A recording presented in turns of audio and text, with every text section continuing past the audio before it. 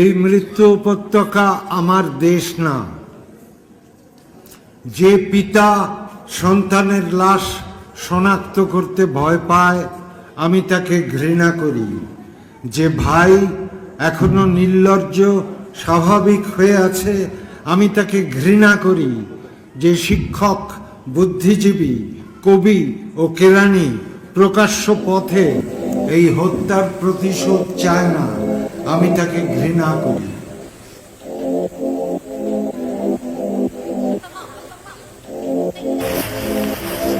আমার বউয়ের একটা ধারণা হয়ে গেছে আমি আর বেশি দিন বাঁচব না, which might be true,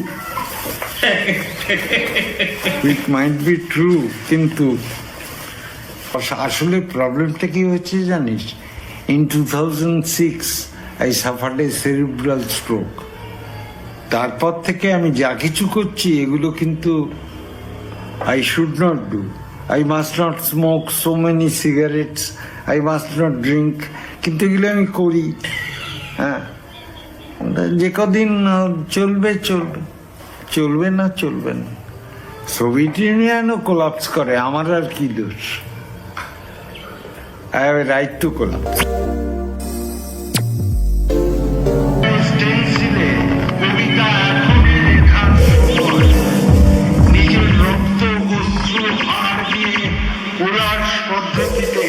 এখনই কবিতা লেখা যায়।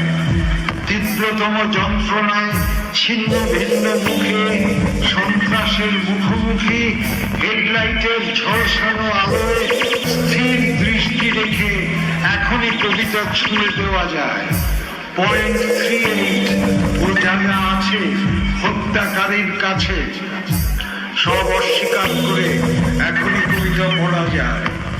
লকআপের পাথরহীন কক্ষে ময়না তদন্তের হ্যাজার্ড আলোকে কাঁপিয়ে দিয়ে হত্যাকারীর পরিচালিত বিচারালয়ে মিথ্যা অশিক্ষার বিদ্যায়তনে শোষণ ও ত্রাসের রাষ্ট্রযন্ত্রের মধ্যে সামরিক অসামরিক কর্তৃপক্ষের মুখে কবিতার প্রতিবাদ প্রতিধ্বনিত হোক।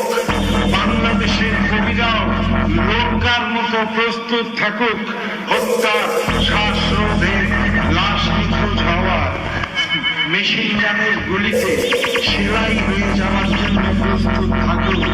তবু কবিতার গ্রামাঞ্চল দিয়ে কবিতার গ্রামকে ঘিরে ফেলবার একান্ত দরকার।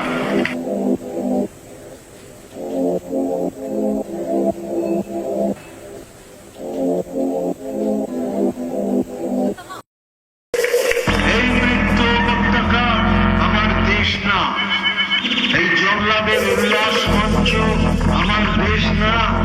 এই বিস্তীর্ণ শ্মশান আমার দেশ না। এই রক্তস্নাত কসাইখানা আমার দেশ না।